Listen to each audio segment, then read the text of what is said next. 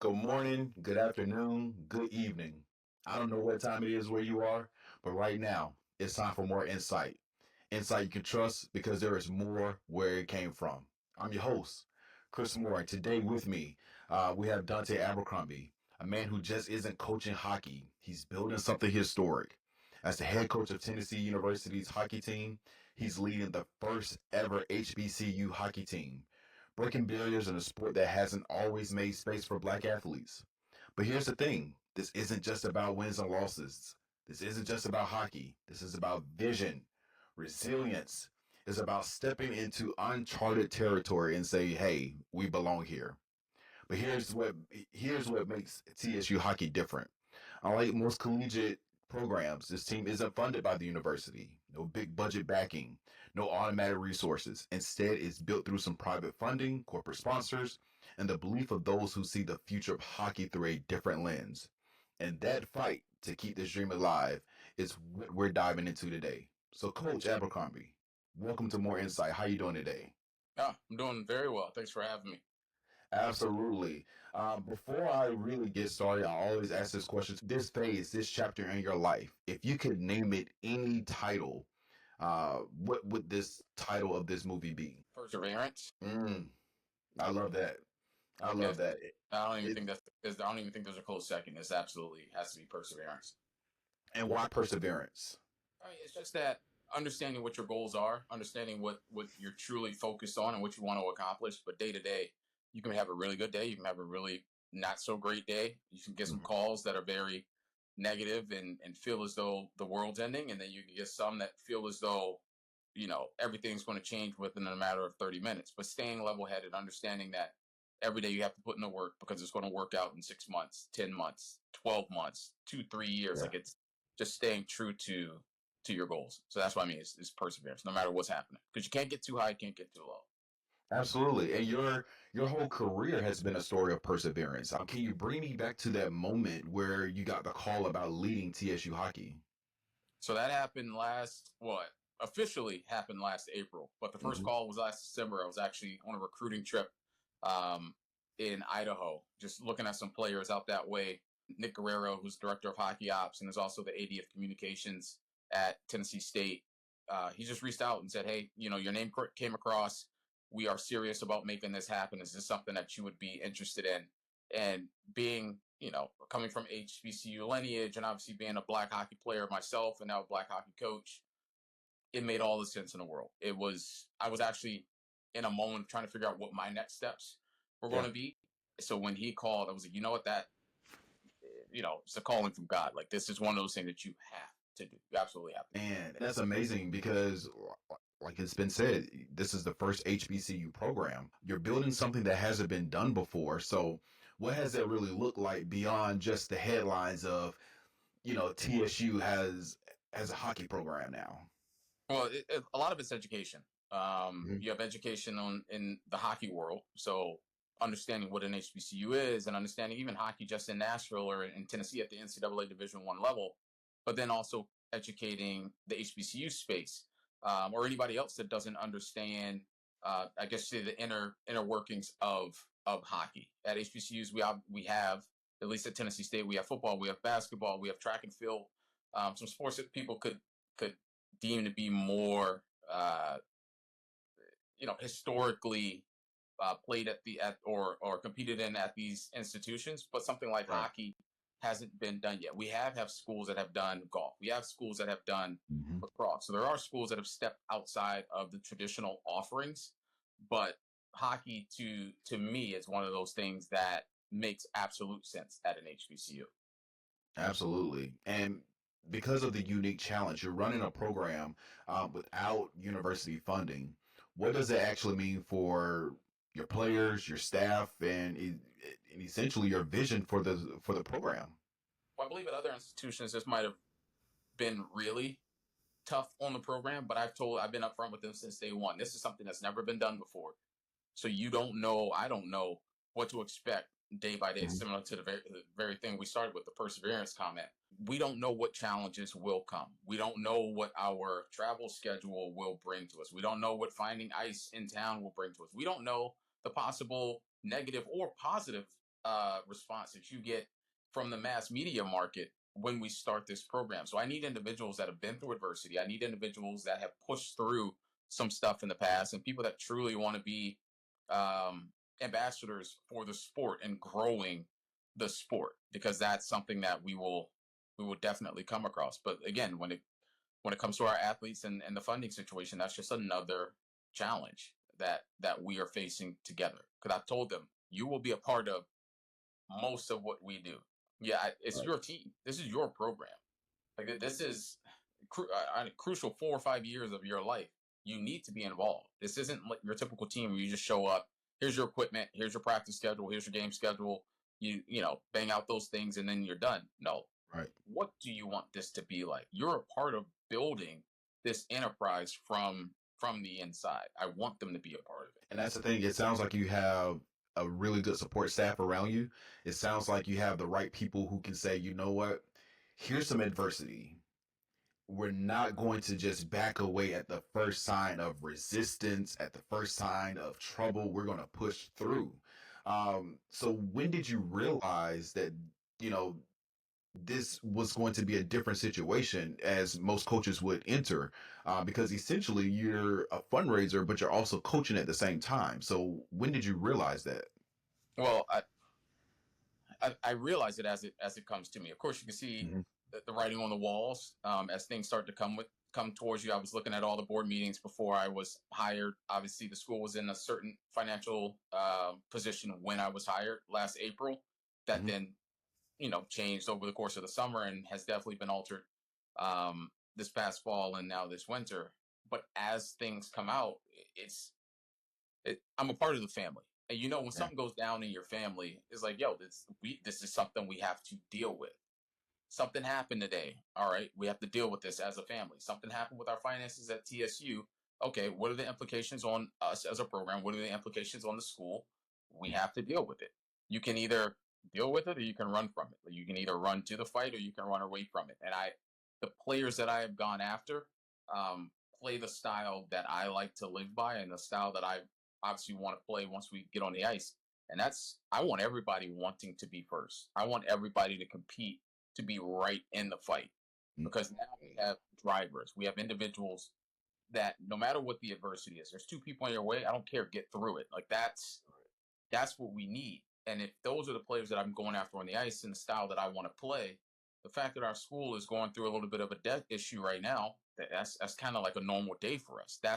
That's where we thrive. That's where we feel most comfortable is adversity. So I'm very supportive of my institution and everything that they have put in place to try to correct the issues of the past. Um, but we wear it like a badge of honor. This is our institution. This is what we're going through. Yes, and we're going to fight through it. It sounds like you're saying to the team and everyone listening, it sounds like you're saying, are the doors still open? Well, we still have a job to do. Are the lights still on? We still Facts have a job to do. like that, but that's we get so caught up in the everything around the Hmm. sport. At its core, skates, ice, enough players. Like for some, and this is like an emotional thing. For some, that's all we ever dreamt of. It's just an Yeah. opportunity to compete at certain levels. If there Yeah. was a National Hockey League team, Team 33 or 34 or 35, whichever one, where it's like, look, you're going to have to sharpen your own skates. You're going to have to fundraise so that you're going to be able to play. You're going to have to pop the popcorn in between intermissions. There are some of us that would be like, but I get a chance to play against this team or that team, and I'm in the National Hockey League just to have an opportunity. Go for it. Like that's what happens, and great things are built out of stuff like that. That may be where you start, but it's not necessarily where you finish. But not everybody's willing to start at the same spot. Not everybody's willing to quote unquote start at the bottom and then climb their way up. This is not for everybody, but it's definitely for me. The kind of culture that you're building there, it sounds like one that's easy to be a part of. I don't even play hockey, and I don't want to run through a wall right now for you because your passion is there, your emotions are on your sleeve, and I love to hear that. So, to any players that are listening, what's the type of player that you're looking for to join TSU Hockey? Well, their most authentic and genuine self. And the Hmm. reason I say that is because, again, the type of stuff we're going to go through, the type of challenges that we're going to face, and honestly, the type of style that I like to coach. Anything outside of who you truly are isn't going to be able to get you to the finish line. Like you're going to get exposed at some point. It's like, oh, you can do this, you can pretend for a couple days, but you really aren't about that life, whatever it is that you may be pretending to be. So those players, show me who you are. Be exactly who you are at 100%. Now I know, understand everybody has fatigue and injuries. There's some Yeah. days you're going to be at 85, some days you're going to be at 90. Don't let your brain fall apart. Let your reads still be the proper read, but you just didn't get there in time. Maybe you got run over, but guess what? You were in the right spot. You're just not strong enough yet. Like those things are the things that I look for. So tons of pace, love being in the fight, and then understanding the game are the most important places to be. But I think even before all of that, character is the biggest piece. Um, Man. yeah, hard working, good in the community. If I call somebody, if I call a hotel where you just stayed, or if I call a former coach, or if I call a former billet family, they're going to have nothing but great things to say. But also to that point, if you have messed up in the past, if you have some things that you're not so proud of, or if you just weren't necessarily a great person 4 years ago or 2 years ago, or even this year, but you've identified it and you've made the changes and you've grown from it, that's also somebody, because that it's easy to be a good person and a great person if you don't have anything going on around you. But if you have Right. temptation here, if you have possible issues there, then and you can still stand strong and still be a really good person in that's true character.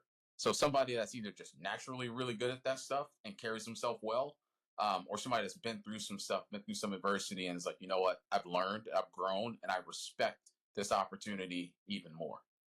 Oh man, that's good. That's good.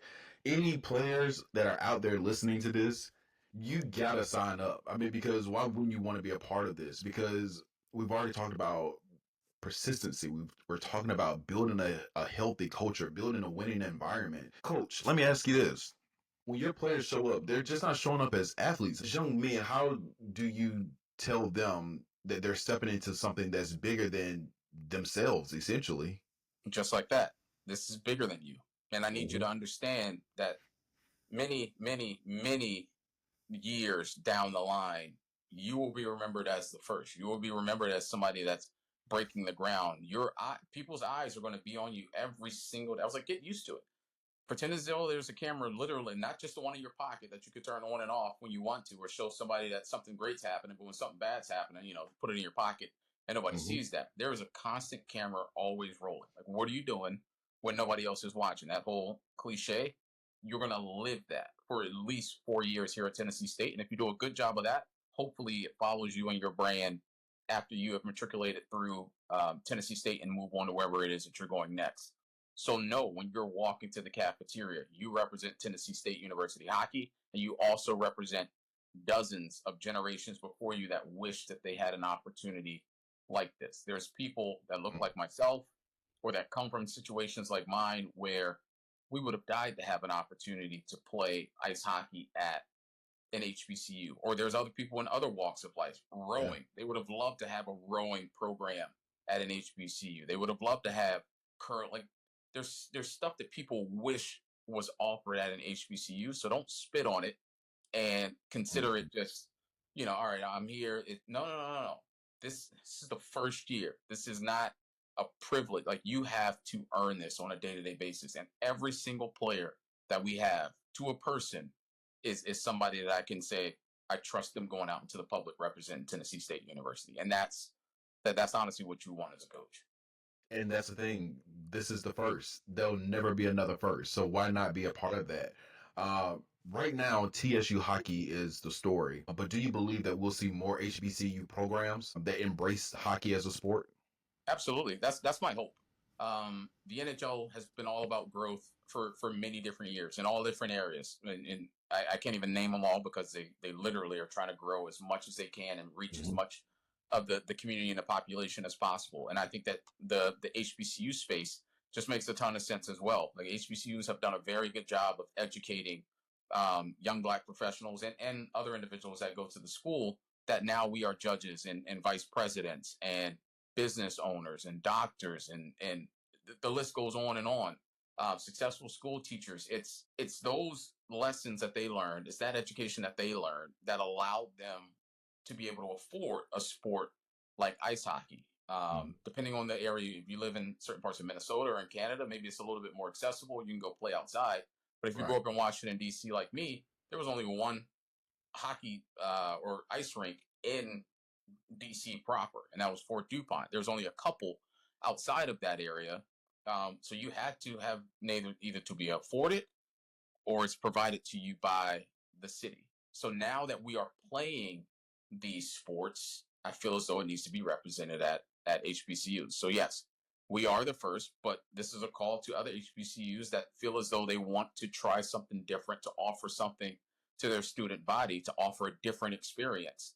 Hockey could be that sport for them, and it may not be hockey, but try something to add to the experience of our HBCUs. If you could sit in a room with athletic directors who are skeptical about investing into hockey, these are HBCU athletic directors, what would you say to them? Well, I mean, one, just give me a call. Like, pick up the phone and give me a call, and I'll tell you my life story and what this sport means. But again, I truly do, and I've spoken to alumni, not even just at Tennessee State, but alumni of other HBCUs. This is a Mhm. story that I just gave. They are now living in areas. They are now achieving at a certain level where their kids want to play hockey.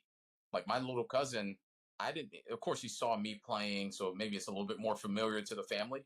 But it's Mhm. because his friends wanted him to play hockey that he joined the hockey team in Baltimore. It had nothing to do with me. So if you really want to offer something different and a possible an additional fan base, depending on where the HBCU is, you Mhm. might want to try ice hockey. Like if you really want to go into the history, they say in the Maritimes, like this is where the game began. The Colored Hockey League is exactly where hockey began. So talk about historically black college university, historically black sport is ice hockey. Let me go back to the actual structure of the program. Since TSU doesn't have the fund, like we previously discussed, it's not the typical funding that you expect. What's the exact financial structure for TSU hockey? Well, it's going to be all foundation based. Okay. All the money that comes in uh, will more than likely be funneled through our foundation. We're 501c3, and that's just the way we're going to have to operate in year one. And we will see what happens down the line. Obviously, the school has to fix some things financially, but like I said before, we've seen the plan. The state has seen the plan, and we will see what the next few months and few years bring when it comes to that financial, like the debt and everything. Got it. What brands, what sponsors have really stepped up, and how are they helping to sustain TSU hockey? I've been on the phone with quite a few people. The Mhm. National Hockey League, obviously, being one of the biggest individuals that we've been talking, or biggest corporations that we've been talking to, because they've been invested in us since day one. They stood on the stage with us. There's been a few conversations, obviously, here locally with the president. Now that we're getting closer to actual puck drop, those conversations, my guess is, will absolutely start to pick up. Because if you're not supporting local, then like what are we really doing here? But Right. all instances in my mind point to support coming from not only just the National Hockey League, but definitely the Nashville Predators. Absolutely. I know I did see that partnership with the Predator. For potential sponsors out there, what's the opportunity that they can have in backing TSU hockey, and what does that return on the investment look like? Well, this has never been done before, so you're gonna have Mhm. tons of eyes on you. There's gonna be eyes from everywhere. So obviously, our social media is going to be really big. Obviously, we don't have much to post now because our athletes aren't signed and on campus at this point in time. But once we get into practice, once we get into content, that's going to be a major seller, I think. But again, Absolutely. growth, growth, growth, growth. These are student athletes that are looking to build something that's never been built before in their time while they're in college. So you're really investing in the student athletes. For the people who love TSU, for the people who want to see TSU hockey thrive, what's the best way for them to support? Well, obviously you can support in many different ways. You can text TSU Hockey to 41444. That's all one word, TSU Hockey, and then tsutigers.com slash hockey slash donate is another way that you can also support.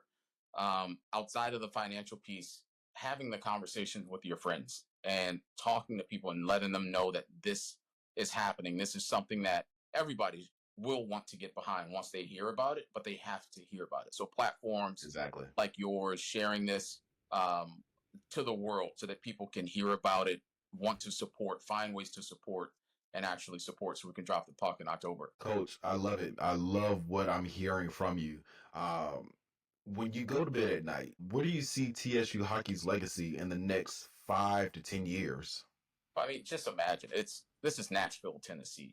Like this is an amazing hockey town. It's probably I Mhm. think it's the second largest growing in the past decade in USA hockey, which means the growth of the sport in Nashville is second to only one. This is it's hard to put into words because I see it, but this Yeah. is like a one of the top programs in the country because of everything that's around it, because of the culture at the school. You look at a school like Arizona State, they came on the scene and they knew what they wanted to be. They were something south, but they were something that was bold and in your face. Mhm. That's what we are going to accomplish just in a different way. The culture that we provide, obviously, our proximity to downtown Nashville really helps. But this is something that the hockey world and the world in general wants. So that's why we'll have success. Let me ask you this. At football games, it's very popular to have the bands out there. Will the band be a part of TSU hockey? I want that for sure. Mhm. It's not my call. I'm not the band director. But talking out the side of your neck is something that I absolutely want played at a hockey game. Like, can you There you imagine go. the tubas blowing in? It doesn't matter which arena it is. It's going to be a local community rink or it could be Bridgestone Arena. Just that's something that the world loves. Like that energy is something that hockey Mhm. is ready for. And behind the scenes, the college hockey community has been unreal in its support of looking to Mhm. schedule games and looking to uh, future games and anything you all need as far as this is how we did things when we got started. It's been really, really, really good. So the college hockey world wants this. I believe the hockey world in general wants this. So now we just have to continue to get the message out on platforms like yours. Oh man, I love it. I want to thank you so much for your time. Is there any other messages that you want to leave for people? Any sponsors, any brands, anybody with a rich uncle? Any message that you want to leave about TSU hockey? Hit me up. I told you, hit my line. Like but honestly, no. This is something that you only get a chance to do. Most of us maybe once in a lifetime. This is something Mhm. that when I got that phone call from Nick last year, I absolutely had to jump at it because this is legacy, not for myself, but for the sport of hockey, for HBCUs. This is how you truly grow the game. And this is my little pocket in hockey. And there's other individuals that have done stuff in golf and baseball and other different sports and walks of life.